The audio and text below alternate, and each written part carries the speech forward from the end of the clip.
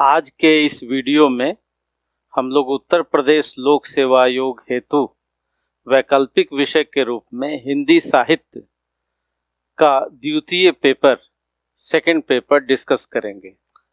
अर्थात हिंदी साहित्य के द्वितीय पत्र में क्या क्या पढ़ना है, क्या पाठ्यक्रम है, कैसे लिखना है, कितने शब्दों में लिखना है, व्याख्या कैसे लिखनी है, टेक्स्ट कैसे पढ़ना है, उपन्यास, नाटक, कहानी की मूल पुस्तकों को कैसे पढ़ना है, कैसे नोट्स बनाना है, टाइम मैनेजमेंट क्या होगा, राइटिंग स्किल क्या होगी, कितने अंकों की परीक्षा होती है और आपको 70% से अधिक अंक कैसे मिलेंगे, वर्तनी की शुद्धता कैसी होगी, टेस्ट सीरीज क्या होगा और ऑनलाइन वीडियो कैसे बने हैं, कितने बने हैं, इन सभी पर चर्चा की जाएगी। तो सबसे पहले हम लोग जाने कि उत्तर प्रदेश लोक सेवा आयोग हेतु वैकल्पिक विषय जो हिंदी साहित्य है वह 400 अंक का होता है, जिसमें प्रथम पत्र 200 अंक का है और सेकंड पत्र भी 200 अंक का है। आज हम लोग सेकंड पत्र की चर्चा कर रहे हैं, सेकंड पेपर की चर्चा कर रहे हैं, जिसके दो भाग होते हैं। पहला भाग पद्य खंड है और दूसरा भाग गद्य खंड है। ठीक इसी प्रकार प्रथम पत्र में खंड क भाषा खंड से संबंधित है और खंड ख साहित्य के इतिहास से संबंधित है। प्रथम पत्र संबंधित वीडियो पहले बनाए गए हैं, आपने संभवतः उसका अध्ययन किया होगा और उससे लाभ लिया होगा। आज हम लोग पद्य खंड की चर्चा कर रहे हैं और पद्य खंड में निश्चित रूप से आपको याद होना चाहिए। वैसे भी आप समझिए कि कोई भी विद्यार्थी यदि किसी परीक्षा की ईमानदार तैयारी कर रहा है तो उसे अपना पाठ्यक्रम और विगत वर्षों में जो पूछे गए प्रश्न हैं उन सब का अध्ययन सबसे पहले करना चाहिए। यानी पाठ्यक्रम तो याद ही होना चाहिए और आपको अभी याद हो भी जाएगा। तो द्वितीय पत्र में दो भाग हैं और ये दो भाग क्या क्या है, पद्य खंड और दूसरा गद्य खंड। पद्य और गद्य के बारे में आप बचपन से पढ़ते आ रहे हैं।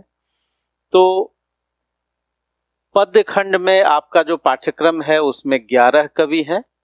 नाम निश्चित रूप से याद हो गया होगा, आपने देखा होगा अपने पाठ्यक्रम को। जो 11 कवि हैं उनमें 5 मध्यकाल के कवि हैं और जो मध्यकाल के कवि हैं उनमें सबसे पहले कबीर, उसके बाद जायसी, सूरदास, तुलसीदास, बिहारी, ये मध्यकाल के कवि हैं जिसको हम दो भागों में बांटते हैं। 4 कवि भक्ति आंदोलन के और 1 कवि रीतिकाल के। रीतिकाल के कवि बिहारी हैं, भक्ति आंदोलन के कवि हैं क्रम से सबसे पहले कबीर जो निर्गुण भक्ति धारा के रचनाकार हैं, दूसरे कवि सूफी प्रेम मार्गी कवि जायसी, मलिक मोहम्मद जायसी और उनकी रचना पद्मावत, तीसरे कवि हैं कृष्ण भक्ति धारा के सूरदास और चौथे कवि हैं राम भक्ति धारा के तुलसीदास। तो इस प्रकार 5 मध्यकाल के कवियों की जानकारी और कवियों के बारे में जो सामान्य परिचय है उसे पहले के वीडियो में भी दिया गया है। इसके बाद छायावाद के 3 कवि आपके कोर्स में। छायावाद के 3 कवि हैं, सबसे पहले जयशंकर प्रसाद, दूसरे कवि हैं सूर्यकांत त्रिपाठी निराला और उनकी रचना राम की शक्ति पूजा। जयशंकर प्रसाद की रचना कामायनी आपके कोर्स में है जिसमें से मात्र 2 सर्ग पढ़ना है। निराला की रचना राम की शक्ति पूजा पढ़ना है जो 1936 की रचना है। और तीसरे कवि हैं प्रकृति के सुकुमार कवि, प्रकृति वर्णन के साथ छायावाद और प्रगतिवादी रचनाओं को लेकर के सुमित्रा नंदन पंत। और सुमित्रा नंदन पंत के बाद यानी अभी तक आपने 8 कवियों का नाम याद किया। 3 कवि छायावादोत्तर हैं। छायावादोत्तर कवियों में पहले कवि हैं सच्चिदानंद हीरानंद वात्स्यायन अज्ञे और उनकी रचना असाध्य वीणा। दूसरे कवि हैं गजानन माधव मुक्तिबोध और उनकी रचना अंधेरे में। और जो तीसरे कवि हैं जन कवि नागार्जुन, और जन कवि नागार्जुन की दो रचनाएं बादल को घिरते देखा है तथा अकाल और उसके बाद। तो इस तरह से कुल कवियों की संख्या कितनी है? 11। तो 11 कवियों का नाम आपको याद हो गया। कविता कैसे पढ़ेंगे, व्याख्या के लिए महत्वपूर्ण हिस्सा कौन सा है, ये हम लोग बताएंगे। जो खंड ख है यानी द्वितीय पत्र का खंड ख, उसमें कौन कौन सी रचनाएं पढ़नी है, तो एक बार आप देख लीजिए। 2 नाटक आपके कोर्स में है। 2 नाटक कौन सा है? अंधेर नगरी, और दूसरा नाटक है स्कंदगुप्त। आप जानते हैं कि अंधेर नगरी के रचनाकार, युग दृष्टा रचनाकार भारतेंदु हरिश्चंद्र, जिनके नाम से कविता के इतिहास को, गद्य के इतिहास को हम भारतेंदु युग के नाम से जानते हैं।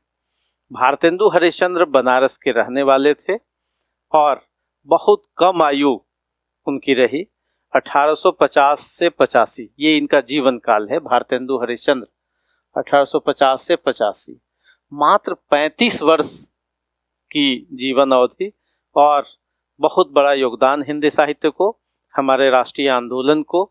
और आप जानते हैं कि भारतेंदु हरिश्चंद्र ने कुल 17 नाटक लिखे, जिसमें से 2 नाटक आपके कोर्स में है। उत्तर प्रदेश लोक सेवा आयोग में 1 नाटक अंधेर नगरी, तथा आईएएस की परीक्षा में, यूपीएससी की परीक्षा में भारत दुर्दशा।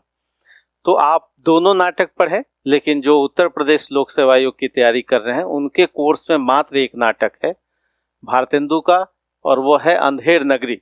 आपने सुना होगा अंधेर नगरी चौपट राजा, टकेसर भाजी टकेसर खाजा।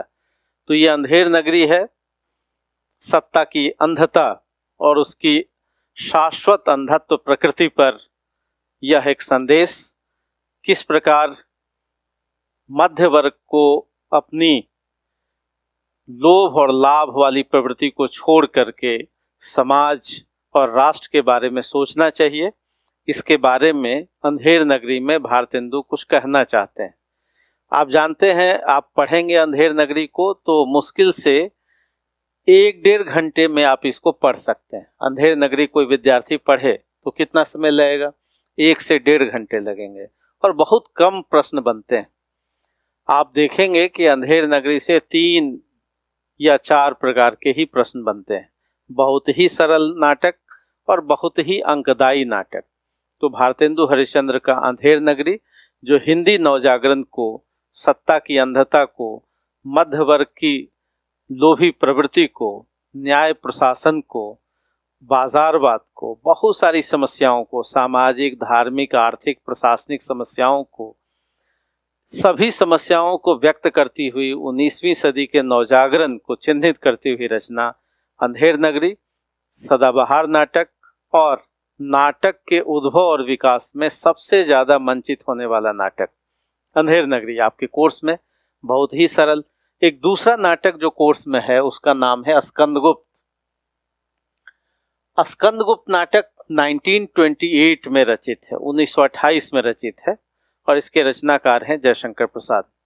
तो जयशंकर प्रसाद बनारस के रहने वाले हैं, और जयशंकर प्रसाद जी की 2 रचनाएं आपके पाठ्यक्रम में है। पहली रचना कामायनी कविता खंड में, और कामायनी में 2 सर्ग पढ़ने हैं, और एक नाटक जिसका नाम है स्कंदगुप्त। स्कंदगुप्त गुप्त काल के राजा रहे हैं, युवराज रहे हैं, जिन्होंने हूणों को अपनी वीरता से, अपने शौर्य से, अपने पराक्रम से पराजित किया था। जयशंकर प्रसाद चाहते हैं आज, यानी 1928 का ये दौर है, राष्ट्रीय आंदोलन का दौर है, क्रांतिकारी राष्ट्रवाद का दौर है, गांधीवाद का दौर है। इस दौर में, इस समय में जयशंकर प्रसाद की इच्छा है कि भारतीय भी स्कंदगुप्त जैसे वीर हों, युवा अपनी आलस्य प्रवृत्ति को छोड़ करके अपनी, अर्थात युवा वर्ग अपने दायित्व बोध को पहचाने, अपने अधिकार बोध को पहचाने, और राष्ट्र की स्वतंत्रता के लिए अपना बलिदान दें। तो ये नाटक नवजागरण के अंतिम दौर की रचना है, आज़ादी की बात करती है, युवाओं को अपने अधिकार चेतना के लिए जगाती है तथा कहती है, वही है रक्त, वही है देश, वही साहस है वैसा ज्ञान, वही है शांति, वही है शक्ति, वही हम दिव्य आर्य संतान। तो स्कंदगुप्त बहुत ही अच्छा नाटक है। जयशंकर प्रसाद का एक और नाटक है चंद्रगुप्त, जो बिहार लोक सेवा आयोग के कोर्स में है। स्कंदगुप्त नाटक यूपी लोक सेवा आयोग के कोर्स में और यूपीएससी यानी आईएएस के पाठ्यक्रम में भी है।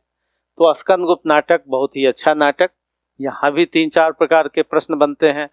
स्कंदगुप्त नाटक का उद्देश्य बताइए। स्कंदगुप्त नाटक पर राष्ट्रीय आंदोलन की छाया किस प्रकार से है। स्कंदगुप्त नाटक में नारी चित्रण कैसा है, यानी स्कंदगुप्त नाटक में भारतीय नाट्य तत्व और पश्चिमी नाट्य तत्वों का समन्वय कैसे है। स्कंदगुप्त नाटक नवजागरण की चेतना को कैसे व्यक्त करती है। स्कंदगुप्त नाटक में मूल्यबोध क्या है। ऐसे सवाल, बहुत सरल सवाल, और स्कंदगुप्त नाटक रंगमंच को चुनौती देता है। यही सब कुछ सवाल पूछे जाते हैं, प्रश्न पूछे जाते हैं। अतः इसकी तैयारी भी बहुत आसानी से आप कर सकते हैं। तो आपको नाम याद हो गया। 2 नाटक आपके कोर्स में है, कौन कौन? अंधेर नगरी और दूसरा स्कंदगुप्त। अगर इन दोनों को हमें पढ़ना हो तो कैसे पढ़ेंगे? सबसे पहले तो क्वेश्चन बैंक को आप देखेंगे। क्वेश्चन बैंक में आप देखेंगे कि स्कंदगुप्त नाटक से सिविल सेवा में या यूपी में क्या पूछा गया है। तो सबसे पहले आप क्वेश्चन को पढ़ेंगे, उसके बाद मूल रचना को आपको पढ़ना है। 2 उपन्यास आपके कोर्स में है। सबसे पहले गोदान और दूसरा उपन्यास है मैला आंचल। तो मूल पाठ पढ़ना है और इसको खरीदना है और इसको बहुत सावधानी के साथ एक बार पढ़ना है। हम लोग आगे देखेंगे कि पढ़ने में, अध्ययन करने में कौन कौन से बिंदुओं पर ध्यान रखना है। गोदान कथा सम्राट प्रेमचंद का अंतिम उपन्यास है। 1936 में गोदान रचित है।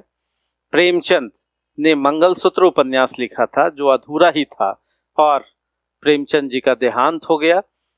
लेकिन इस गोदान उपन्यास यानी प्रेमचंद की रचनात्मक यात्रा वो कहानी की है और उपन्यास की है। उसकी अंतिम परिणति है, अंतिम निष्पत्ति है गोदान। और कहानियों की सीरीज में जो सबसे अंतिम कहानी है वह है कफन। तो गोदान में हिंदुस्तानी समाज की जो समस्याएं हैं, चाहे वो सामाजिक समस्या हो, धार्मिक समस्या हो, जमींदारी सामंती समस्या हो, पूंजीवादी समय की समस्या हो, यानी आप कह सकते हैं कि गोदान अपने समय का दर्पण भी है तथा आने वाले समय की प्रसव पीड़ा भी है। तो इस तरह से प्रश्न पूछे जाते हैं। गोदान कृषक जीवन की त्रासदी है।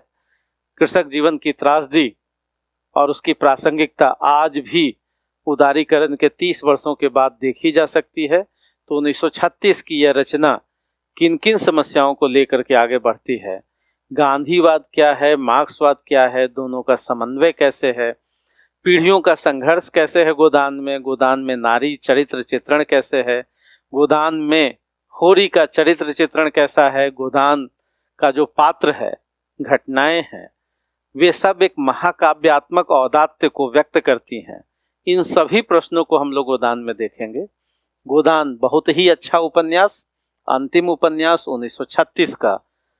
और एक नया भारत कैसे बनेगा, प्रेमचंद इसकी चिंता भी करते हुए एक स्वतंत्र भारत में लिखा हुआ 1954 में फणीश्वर नाथ रेणु के द्वारा रचित मैला आंचल आपके कोर्स में है। फणीश्वर नाथ रेणु मेरीगंज के रहने वाले हैं, पूर्णिया जिला मेरीगंज और बिहार। फणीश्वर नाथ रेणु का यह पहला उपन्यास है। अपने प्रथम उपन्यास में ही हिंदी आंचलिक उपन्यास को स्थापित करने का श्रेय रेणु को जाता है। रेणु की कथा मेरीगंज के आंचलिक परिदृश्य से प्रारंभ होती है। आंचलिक उपन्यास वैसे उपन्यासों को कहते हैं जिसमें भाषा आंचलिक होती है, कथानक आंचलिक होता है, घटनाएं आंचलिक होती हैं, रचनाकार का दृष्टिकोण स्पष्ट होता है तथा इकाई में समस्याओं को देखने, दिखाने और व्यक्त करने की जो रचनात्मक कोशिश है उसे हम आंचलिक उपन्यास का नाम देते हैं। आंचलिक उपन्यास लेखन की एक विशिष्ट प्रविधि है, एक विशिष्ट तकनीक है जिसका प्रयोग रेणु ने किया है। यानी गोदान एक महाकाव्यात्मक उपन्यास है, जबकि मेरीगंज अंचल पर आधारित वहाँ की समस्याओं को दिखाती हुई, वहाँ के रीति रिवाज को दिखाती हुई, वहाँ की लोक संस्कृति को दिखाती हुई, वहाँ की जुबान और वहाँ की जो निश्चित भूगोल है, निश्चित संस्कृति है, निश्चित भाषा है, निश्चित रीति रिवाज है, इन सबसे संबंधित रचना मैला आंचल। मैला आंचल के माध्यम से रेणु कहना चाहते हैं कि आज भी आंचल हमारा मैला है, भारत माँ का आंचल मैला है। और इस मैलेपन का मूल कारण क्या है? सबसे पहला कारण है अशिक्षा और दूसरा कारण है गरीबी। यही रोग के दो कीटाणु हैं। और यहाँ पर एक कैरेक्टर हैं डॉक्टर प्रशांत। डॉक्टर प्रशांत के माध्यम से समस्याओं को देखने और दिखाने की कोशिश। मैला आंचल में बहुत सारे पात्र हैं, लगभग 250 कैरेक्टर हैं। हो सकता है कि कैरेक्टर का नाम आपको न याद हो, यह भी हो सकता है कि कथानक और घटनाओं का क्रम आपको याद न हो। ये सारी कमियां आपकी नहीं हैं, वो आंचलिक उपन्यास की शर्तें होती हैं। आंचलिक उपन्यास में कथानक में बिखराव होता है, जबकि आप गोदान को देखेंगे तो कथानक विशिष्ट है, संगठित है, प्रबंधित है। तो हम लोग अंतरों को समझेंगे कि आखिर महाकाव्यात्मक उपन्यास कहते किसको हैं, आंचलिक उपन्यास किसे कहते हैं, आंचलिक उपन्यास क्यों लिखा गया, आज़ादी के बाद ही क्यों लिखा गया, और आज़ादी के बाद उपन्यास की एक विशिष्ट प्रविधि के रूप में आंचलिक उपन्यास को इतनी ख्याति कैसे मिली, और फिर आंचलिक उपन्यास की जो धारा है उसके आगे कौन कौन से रचनाकार हैं। तो आपके कोर्स में 2 उपन्यास गोदान और मैला आंचल, 2 नाटक अंधेर नगरी और स्कंदगुप्त, 3 निबंध आपके कोर्स में है। 3 निबंध जो आपके कोर्स में है वो सिविल सेवा में भी पढ़ने हैं। सिविल सेवा में निबंधों की संख्या थोड़ी अधिक है, यहाँ पर आपके लिए मात्र 3 है। कूटज एक ललित निबंध है जो हजारी प्रसाद द्विवेदी एक आलोचक हैं। हजारी प्रसाद द्विवेदी का कूटज निबंध ललित निबंध है। आपने साहित्य के इतिहास में कई सारी पुस्तकों को लिखा है, जैसे हिंदी साहित्य का आदिकाल, हिंदी साहित्य उद्भव और विकास, हिंदी साहित्य की भूमिका, कबीर। तो ये हिंदी आलोचना के शिखर आलोचक हैं हजारी प्रसाद द्विवेदी, और उनका एक निबंध कूटज आपके कोर्स में है। कूटज निबंध सिविल सेवा में जो निबंध निलय है, जो डॉक्टर सत्येंद्र द्वारा संपादित और संकलित है, वहाँ भी कूटज निबंध को आप देख सकते हैं। तो वहाँ से आपको कूटज निबंध वहाँ से आप ले सकते हैं। चिंतामणि आचार्य रामचंद्र शुक्ल के निबंधों का संकलन है। चिंतामणि 2 भाग में है, भाग 1 और भाग 2। आपके कोर्स में भाग 1 चिंतामणि, जिसका पहले नाम विचार वीथी था, आचार्य रामचंद्र शुक्ल ने चिंतामणि लिखा है, निबंधों का संकलन है। और इसमें से मात्र 2 निबंध आपके कोर्स में है, कविता क्या है और श्रद्धा और भक्ति। यही 2 निबंध है, और ये दोनों निबंध यूपीएससी के भी पाठ्यक्रम में हैं। तो हम लोग इसको पढ़ेंगे। 5 कहानी, मात्र 5 कहानी यूपी लोक सेवा आयोग के पाठ्यक्रम में है। बहुत ही छोटा पाठ्यक्रम है आपका। कहानियों में प्रेमचंद की कहानी माँ। आप जानते हैं कि प्रेमचंद की कहानी संग्रह मानसरोवर भाग 1 बिहार लोक सेवा आयोग के पाठ्यक्रम में है। प्रेम मंजूषा सिविल सेवा के पाठ्यक्रम में है, और यूपी लोक सेवा आयोग के पाठ्यक्रम में मात्र 1 कहानी है, और वो है माँ। आकाशदीप कहानी जयशंकर प्रसाद जी की कहानी है, जो आपके कोर्स में है। अज्ञे की एक मनोवैज्ञानिक कहानी रोज आपके कोर्स में है। जहां लक्ष्मी कैद है, ये कहानी का नाम है, और कहानीकार हैं डॉक्टर राजेंद्र यादव। तो ये भी आपको पढ़ना है, जहां लक्ष्मी कैद है। किनकी कहानी? डॉक्टर राजेंद्र यादव। वापसी कहानी उषा प्रियंबदा, वापसी कहानी उषा प्रियंबदा की। यानी आपके कोर्स में मात्र 5 कहानी, 3 निबंध, 2 नाटक और 2 उपन्यास हैं, और खंड क में 11 कवि। तो बहुत ही छोटा पाठ्यक्रम है आपका सेकंड पेपर हिंदी साहित्य। अब जरा प्रश्नों को देखेंगे कि प्रश्न किस तरह से विभाजित हैं। 3 घंटे में आपको क्या लिखना है और कितना लिखना है।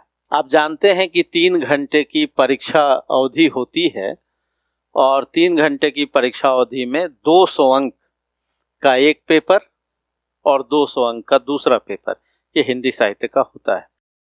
200 अंक के सेकंड पेपर में जो 2 खंड है, पद्य खंड और गद्य खंड, इसमें प्रश्नों का विभाजन 1, 2, 3, 4 प्रश्न कविता से होंगे और 5, 6, 7, 8 ये 4 प्रश्न किससे होंगे? गद्य से होंगे। यानी कुल प्रश्नों की संख्या 8 है, खंड क से 4 और खंड ख से 4। अब खंड क में जो कविता है, यानी 11 कवि आपके कोर्स में थे, उसमें से जो पहला प्रश्न है वो व्याख्या का होता है। पहले प्रश्न में 4 व्याख्या के संदर्भ दिए रहते हैं, यानी 11 कवियों से 4 कवियों 11 कवियों में से 4 कवियों से व्याख्या पूछी जाएगी। कोई भी 4 हो सकते हैं, लेकिन सामान्यतः जो प्रश्न पत्र तैयार करते हैं वे यह सोचते हैं कि हम तीनों फेज से यानी तीनों चरण से एक एक तो दें ही। जैसे छायावादोत्तर 3 कवि हैं, जिनमें अज्ञेय हैं, मुक्तिबोध है और नागार्जुन है, तो छायावादोत्तर से एक रहेगा। छायावाद के 3 रचनाकार जयशंकर प्रसाद, निराला और पंत, यहाँ से एक रहेगा। और 5 हैं मध्यकाल से, तो यहाँ से 2 हो सकते हैं। यानी कुल व्याख्या के प्रसंग कितने होंगे? 4 होंगे। एक व्याख्या 20 अंक की होती है, 4 दिया हुआ है, लेकिन आपको लिखना मात्र 2 है। यानी पहले प्रश्न में विकल्प होते हैं, और विकल्प क्या है? 4 में से 2 लिखना है। यानी 4 व्याख्या और उसमें से मात्र 2 व्याख्या लिखनी है। एक व्याख्या 20 अंक का है, यानी कुल 40 अंक की व्याख्या पद्य खंड से होती है। ठीक इसी प्रकार गद्य खंड से जो 5वां प्रश्न है वह भी व्याख्या का होता है। यानी 5वें प्रश्न में भी 4 व्याख्या होगी, जिसमें लिखना कितना है? 2 लिखना है। अब ये जो 4 व्याख्या होगी 5वें प्रश्न में, ये कहाँ से होगा? आपके कोर्स में नाटक है, उपन्यास है, निबंध है और कहानी है। तो सामान्यतः जो प्रश्न पत्र बनाते हैं वे यह सोचते हैं कि हम एक नाटक से, एक उपन्यास से, एक निबंध से और एक कहानी से दें व्याख्या। यानी 4 व्याख्या उनको देनी है, तो सामान्यतः ऐसा उनको देना चाहिए। लेकिन ये हो सकता है कि उपन्यास से ही 2 हो, या ये भी हो सकता है कि कहानी से भी 2 व्याख्या रह सकती है। लेकिन ये जो 5 नंबर का जो सवाल है उसमें जो 4 व्याख्या है उसमें से 2 लिखना है। यानी 20 अंक की एक व्याख्या, 2 व्याख्या, कुल 40 अंक। यानी सेकंड पेपर में पहला और 5वां ये दोनों अनिवार्य होता है, आपको लिखना ही है। यानी पहले और 5वें में आपको 4 व्याख्या लिखनी है, 80 अंक का है। और इस 80 अंक की व्याख्या में कम से कम आपको 70% से अधिक अंक लाना है। व्याख्या बहुत आसान होती है। संदर्भ, प्रसंग, भाव सौंदर्य, शिल्प सौंदर्य और प्रासंगिकता, 5 भागों में व्याख्या बटी होती है। तो इन 5 भागों को आपको लिखना है। अब आप सोचिए कि जो व्याख्या का प्रश्न है 20 अंक का प्रश्न है, 20 अंक के प्रश्न को आप 250 से 300 शब्दों में लिखेंगे। यानी एक व्याख्या न्यूनतम 250 शब्द और अधिकतम 300 शब्द, इसके बीच में आपको लिखना है। यानी 4 प्रश्न होंगे व्याख्या के, पहला और 5वां अनिवार्य। एक व्याख्या आपको 250 से अधिक शब्दों में लिखनी है और 300 से कम आप रख सकते हैं। अब इसके बाद खंड क में यानी कविता खंड में 3 और प्रश्न हैं, और खंड ख में भी 3 और प्रश्न हैं। खंड ख में 6, 7 और 8, खंड क में 2, 3 और 4। अब ये जो बाकी प्रश्न हैं, यानी पहला और 5वां को छोड़ करके प्रत्येक प्रश्न 3 भाग में विभाजित होते हैं। एक प्रश्न में 15 अंक का, 15 अंक का और 10 अंक का। यानी एक प्रश्न में जो उप प्रश्न होते हैं वे 3 होते हैं, 15 अंक, 15 अंक और 10 अंक। तो ये 40 अंक का प्रश्न पत्र होता है एक प्रश्न के लिए। तो आपको अब कुल प्रश्नों की संख्या कितनी लिखनी है? 5 लिखना है। दिया हुआ कितना है? 8। तो 5 प्रश्नों को एक प्रश्न 40 अंक का और टोटल 200 अंक का। तो यहाँ से आप 2 प्रश्न करते हैं तो यहाँ से आपको 1 करना है, अगर यहाँ से 2 करते हैं तो यहाँ से 1 करना है। लेकिन सामान्यतः अच्छे अंक कहाँ से आते हैं? अच्छे अंक आपको कविता खंड से आएंगे। हमारा जो अपना 15 वर्षों का अनुभव है, इस अनुभव के आधार पर मैं बताऊंगा कि प्रथम पत्र में भाषा खंड से आप 3 प्रश्न करें और सेकंड पेपर में कविता खंड से 3 प्रश्न करें। यानी दोनों पेपर में, फर्स्ट पेपर और सेकंड पेपर में, जो खंड क है, यानी एक तरफ भाषा विज्ञान और दूसरी तरफ कविता खंड। कविता से क्यों अच्छे अंक आते हैं? इसलिए अच्छे अंक आते हैं कि कविता के उदाहरण आपको याद होते हैं और अपनी उत्तर पुस्तिका में उन उदाहरणों को आप चिन्हित करते हैं, लिखते हैं, जिससे एक बेहतर प्रभाव होता है। गद्य में कोटेशन याद करना, उदाहरण याद करना थोड़ा कठिन होता है, लेकिन अगर ये कहा जाए कि नहीं, अगर हमको गद्य से 3 प्रश्न करना हो तब हम किसका चयन करेंगे? तब हम चयन करेंगे नाटक को सबसे पहले, अंधेर नगरी और स्कंदगुप्त। यानी अगर गद्य खंड से ही अधिक प्रश्न करना हो तब अधिक अंकदायी क्या हो सकता है? नाटक। क्यों नाटक अंकदायी होगा? इसलिए कि नाटक में भी उदाहरण देना आसान होता है और नाटक में प्रश्नों की संख्या भी कम बनती है, जबकि गोदान में प्रश्नों की संख्या अधिक बनती है। अंधेर नगरी में 2 या 3 प्रश्न बनते हैं, स्कंदगुप्त से भी 2 या 3 प्रश्न बनते हैं। तो हम ये कुल नाटकों से 6 या 7 प्रश्न ही बनते हैं, तो यहाँ से तो निश्चित रूप से आ जाएगा। गोदान में प्रश्नों की संख्या अधिक है, मैला आंचल में भी प्रश्नों की संख्या कम है, लेकिन तब भी मैला आंचल में पात्रों का नाम याद रखना, उदाहरण याद रखना थोड़ा कठिन है। तो इसलिए तुलनात्मक आधार पर नाटक से लिखना अधिक अंकदायी माना जाता है और होता भी है। निबंधों को कठिन विधा मानी जाती है। तो अगर आपके पास विकल्प हो कि हम कूटस से भी लिख सकते हैं, गोदान से भी लिख सकते हैं और अंधेर नगरी से भी लिख सकते हैं, तब आपको किसका चयन करना चाहिए? अंधेर नगरी का चयन करना चाहिए, क्योंकि नाटक अधिक अंकदायी होता है, छोटा भी है और सरल भी है। कहानी, यानी अगर आप अंकों के ख्याल से देखेंगे तो सबसे पहले नाटक को वरीयता दीजिए, फिर दूसरे में कहानी को वरीयता दीजिए, तीसरे में उपन्यास को वरीयता दीजिए और चौथे में निबंध को वरीयता दीजिए। यानी आपके पास विकल्प हैं तो सबसे पहले सरल रूप से लिखना तथा अंकदायी भी, इन सभी को देखते हुए नाटक का चयन करें। अब जो प्रश्न है 15 अंक का, इसको आप 200 से 250 शब्दों में लिखें। ऐसे प्रश्न 6 पूछे जाएंगे आपसे, 6 लिखना है आपको, और 10 अंक के प्रश्नों को आप 150 से 200 शब्दों में लिखें। ये 3 प्रश्न हैं।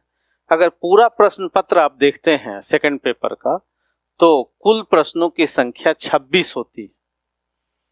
पहले प्रश्न में 4, पांचवें में 4, 8 हो गए, और इन तीनों में 3-3 प्रश्न। ये कुल प्रश्नों की संख्या कितनी हो गई? 26। इन 26 प्रश्नों में लिखना कितना है? कुल 13 प्रश्न लिखना है।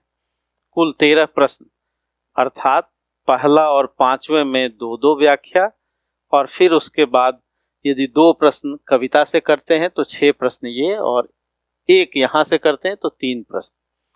तो इस तरह से हम शब्द प्रबंधन कर सकते हैं। 3 घंटे में प्रैक्टिस ऐसी होनी चाहिए कि कम से कम 3000 शब्द लिखे जाएं। 3000 शब्द लिखना पर्याप्त माना जाता है, और हिंदी साहित्य का जो सेकंड पेपर है आपका, इसमें कम से कम 3000 शब्द आप लिखें। तो इस तरह से आपको पाठ्यक्रम याद हो गया, लेकिन इसको बेहतर तरीके से लिखने के लिए और 70% से अधिक अंक लाने के लिए, चूंकि सफलता निर्भर करती है अंकों पर, सफलता इस बात पर निर्भर नहीं करती कि आप क्या पढ़ते हैं, कितना पढ़ते हैं, कैसा जानते हैं और क्या क्या जानते हैं।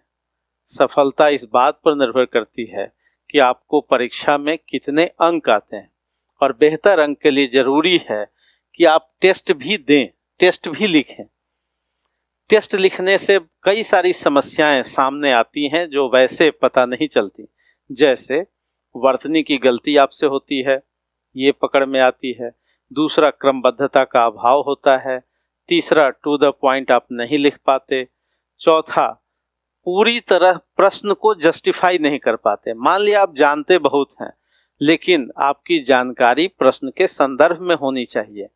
जैसे अगर ये कहा जाए कि मैला आंचल उपन्यास विधा की एक नव्य कलात्मक परिणति है, अब इस प्रश्न को आपको जानना है और उसी के अनुरूप लिखना है।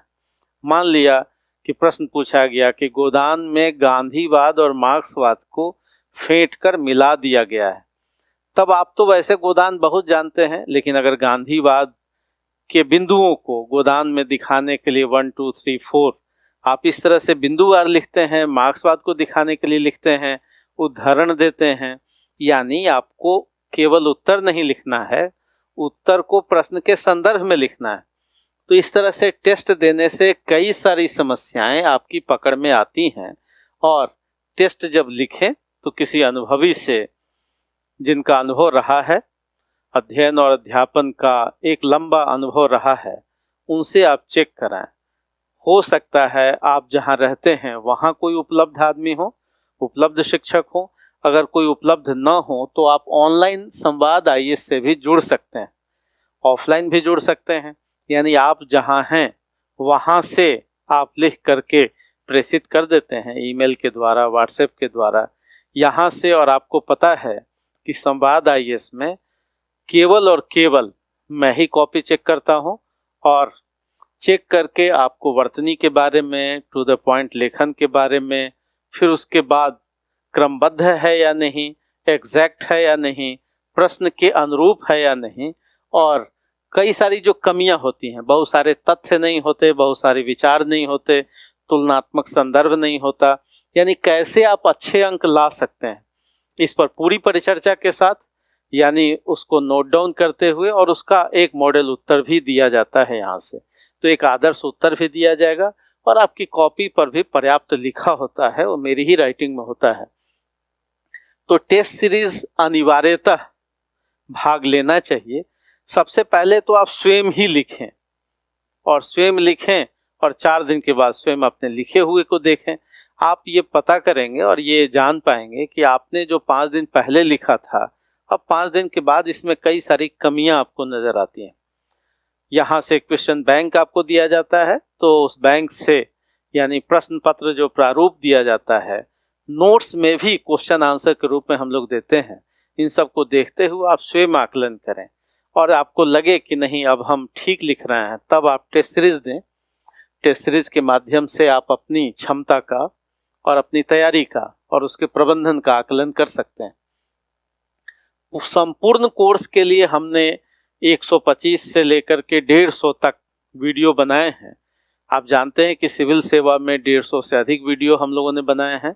यूपी लोक सेवा आयोग के लिए 125 से अधिक, और बिहार लोक सेवा आयोग के लिए 75 से अधिक वीडियो हमारे हैं। और ये पूरे वीडियो अलग अलग परीक्षा को देखते हुए बनाए गए हैं। ऐसा नहीं है कि सिविल सेवा का वीडियो यूपी में दिया जाए, या यूपी का वीडियो बिहार पीसीएस के लिए दिया जाए, या कॉमन बना दिया जाए। हर परीक्षा, प्रत्येक परीक्षा स्पेसिफिक तैयारी की मांग करता है और स्पेसिफिक प्रबंधन की मांग करता है। तो उसके अनुरूप, उदाहरण के लिए, अंधेर नगरी के प्रश्न यूपी लोक सेवा आयोग में अलग प्रकृति 15 अंक के आते हैं, जबकि वही बिहार लोक सेवा आयोग में 50 अंक के आते हैं। तो आपको 50 अंक की तैयारी के लिए 600 शब्दों में लिखना है, 15 अंक की तैयारी के लिए या 10 अंक की तैयारी के लिए 200 शब्दों में या 150 शब्दों में लिखना है। यानी शब्द प्रबंधन अलग होता है, तो इसलिए तथ्य और तथ्यों का प्रबंधन भी अलग अलग होगा। तो इस तरह से जो वीडियो बनाए गए हैं वो परीक्षा को ध्यान में रखते हुए हैं।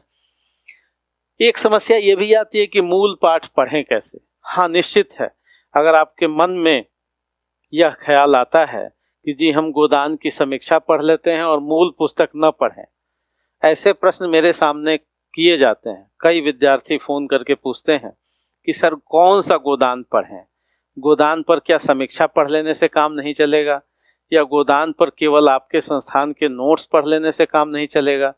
तो मेरा स्पष्ट निर्देश यह है कि आप गोदान मूल पाठ अवश्य पढ़ें, क्योंकि मूल पाठ का कोई विकल्प नहीं है। मूल पाठ को पढ़ना अनिवार्य है। अगर आप नहीं पढ़ते हैं तो व्याख्या के संदर्भ पकड़ में नहीं आएंगे। दूसरी बात, प्रश्न उत्तर लेखन में भी आपको समस्या आएगी।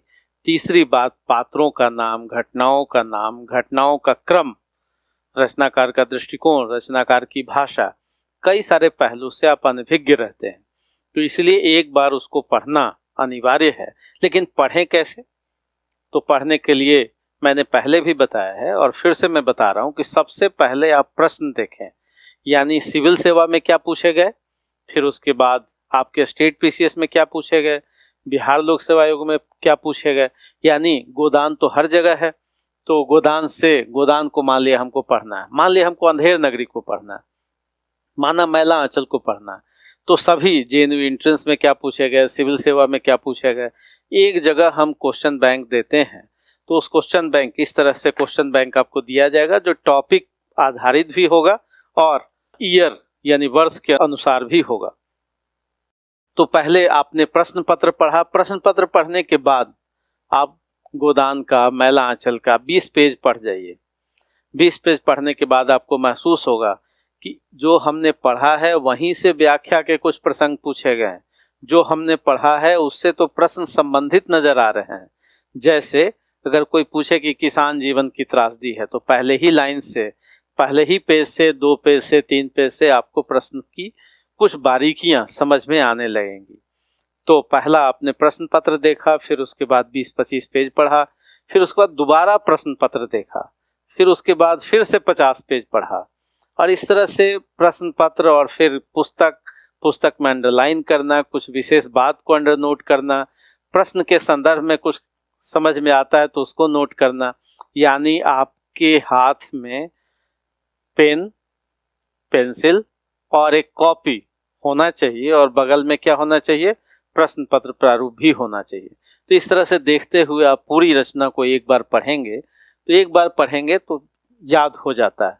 क्योंकि हिंदी साहित्य हम लोग दिल और दिमाग दोनों के प्रबंधन के साथ पढ़ते हैं। ऐसा नहीं होता मैथ बनाते हैं तो केवल दिमाग लगता है, लेकिन जब हिंदी साहित्य पढ़ते हैं तो दिल और दिमाग का, यानी संवेदना और शिल्प का, यानी हृदय पक्ष और मानसिक पक्ष का, सबका प्रबंधन होता है। इसलिए एक बार में ही चीजें याद हो जाती हैं। तो इस तरह से मूल रचना को एक बार आपको पढ़ना है। अपनी किताब लेनी है, मांग करके किताब मत लाइए, अपनी किताब आप खरीदिए और खरीद करके अंडरलाइन करते हुए उसको आप पढ़ें। और जीवन में एक ही बार पढ़ना है, एक बार पढ़ेंगे आपको पूरा याद हो जाएगा।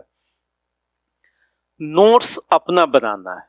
ये मत सोचिए कि किसी सिलेक्टेड विद्यार्थी का आपने नोट्स बना लिया या उसका नोट्स ले लिया, या यहाँ से जो नोट्स मिलते हैं, संवाद आईएएस के जो नोट्स मिलते हैं, यद्यपि पर्याप्त हैं, लेकिन उसके बावजूद अपना संक्षिप्त नोट्स बनाना प्रासंगिक है, लाभकारी है। यानी यहाँ से जो 10 बुकलेट आपको दिए जाएंगे नोट्स के रूप में, वे पर्याप्त तो होंगे, लेकिन तब भी जब आप अपनी कॉपी में प्रश्न के अनुरूप कुछ लिखते हैं तो वह ज़्यादा प्रामाणिक होता है और उसका रिवीजन आप जल्दी कर सकते हैं। तो निश्चित रूप से प्रत्येक विद्यार्थी जो सफल होता है उसका एक अपना अलग विशिष्ट मार्ग होता है। तो आप अनुकरण नहीं करें, आप अपना प्रामाणिक नोट्स बनाएं जो यहाँ से दिए जाते हैं, उसको ध्यान में रखते हुए और प्रश्न को ध्यान में रखते हुए। तो सेल्फ का नोट्स बनाना। और दूसरी बात, अगर ये वीडियो देखते हैं तो यहाँ जो वीडियो दिए जाते हैं वो क्लास में रिकॉर्ड किए गए हैं और उसको आप नोट कर सकते हैं। यानी अगर आप मान लिया आप पढ़ रहे हैं कबीर को, तो कबीर को पढ़ रहे हैं तो उसको आप नोट कीजिए, पेन पेपर, और उसको एक बार नहीं, 2 बार नहीं, 3 बार पढ़ते हुए आप उसको नोट करेंगे। जब आप नोट कर लेंगे तब वह आपका अपना हो जाएगा, उस पर आपको भरोसा होगा, आत्मविश्वास में वृद्धि होगी तथा प्रामाणिक रूप से उसको आप लिख सकते हैं। आदर्श उत्तर वह है जो आपको 70% से अधिक अंक दिला दे।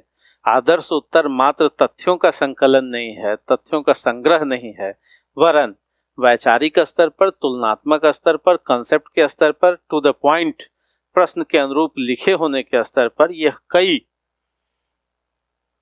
कई आधारों की मांग करता है। तो इसलिए आदर्श उत्तर बनाने के लिए, लिखने के लिए और उसकी समझ के लिए जरूरी है कि आप मूल पुस्तक को एक बार पढ़ें। यहाँ से भी ऐसे उत्तर दिए जाते हैं, यहाँ के जो नोट्स हैं वो क्वेश्चन आंसर फॉर्मेट में भी हैं, जो निश्चित रूप से 70% अंक दिलाने में आपको लाभकारी और सहायक होंगे। प्रथम पत्र और द्वितीय पत्र दोनों को मिला करके 400 अंक है और 400 अंकों में आपको कितना लाना है? 400 अंकों में 280 प्लस अंक आपको लाना है। 280 प्लस अंक आपको सफलता का आधार निश्चित करता है। यदि आप इससे कम अंक लाते हैं तब हिंदी साहित्य की कोई उपयोगिता नहीं है, क्योंकि आप जानते हैं कि उत्तर प्रदेश लोक सेवा आयोग में हिंदी साहित्य की प्रासंगिकता सामान्य हिंदी में भी है, निबंध में भी है। यानी जो हिंदी साहित्य रखते हैं वे विद्यार्थी सामान्य हिंदी तथा निबंध में भी अच्छे अंक लाते हैं, क्योंकि जो निबंध का पेपर है उसमें साहित्यिक निबंध भी आपसे पूछे जाते हैं। जैसे भक्ति आंदोलन पर पूछा गया, कबीर पर पूछा गया, तुलसी पर पूछा गया, गोदान पर पूछा गया, प्रेमचंद पर, ऐसे निबंधों को आप देखेंगे तो निबंध में भी आप बेहतर रूप से लाभ उठा सकते हैं। तब हिंदी साहित्य की एक अपनी उपयोगिता है। यदि कोई समस्या आती हो पढ़ने में, यदि कोई समस्या लिखने के स्तर पर आती हो, यदि कोई समस्या व्याख्या के स्तर पर आती हो, तो आप निसंदेह मेरी मदद ले सकते हैं। आप संवाद IAS के व्हाट्सएप नंबर से आप अपने प्रश्न पूछ सकते हैं और आपको उत्तर दिया जाएगा। मन में संकोच कदापि नहीं करें कि आप संस्थान के विद्यार्थी हैं या नहीं। कोई भी विद्यार्थी यदि व्हाट्सएप के द्वारा किसी प्रश्न का उत्तर जानना चाहता है, किसी फैक्ट्स को जानना चाहता है, किसी कंसेप्ट को जानना चाहता है, अपनी लेखन शैली को जांचना चाहता है, तो वह व्यक्ति, वह छात्र व्हाट्सएप के द्वारा सहयोग ले सकता है। मैं स्वयं पढ़ता हूँ, मैं स्वयं उसका उत्तर देता हूँ, तो इसीलिए आप इस सुविधा का लाभ उठाएं। हिंदी साहित्य के अतिरिक्त आप निबंध में भी मेरी मदद ले सकते हैं। आपको सफलता की अग्रिम बधाई।